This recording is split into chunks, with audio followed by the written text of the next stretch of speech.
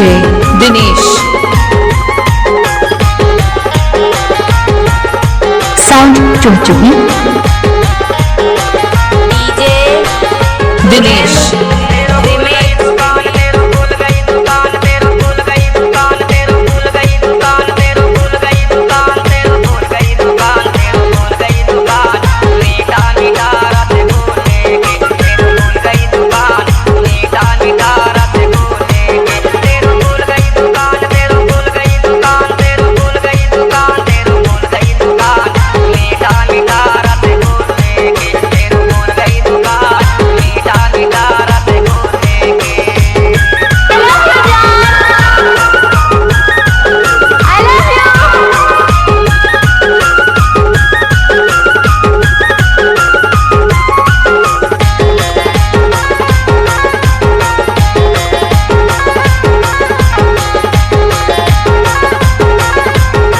DJ Dinesh Sound Chumchumi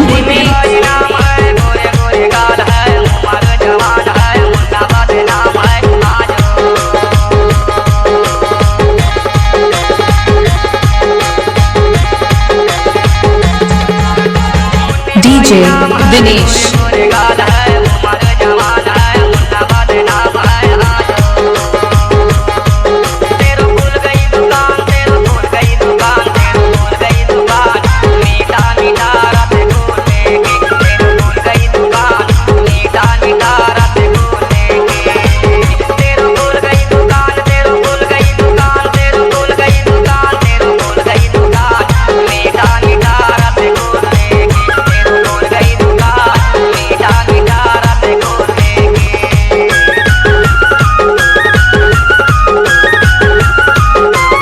हमारे YouTube channel Dinesh Shyam को लाइक share subscribe करना बिल्कुल ना भूलें।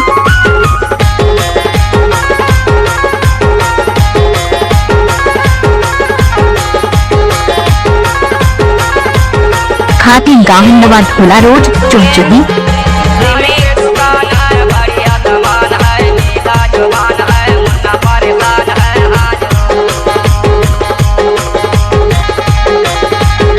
DJ Dinesh Sound Chumchumi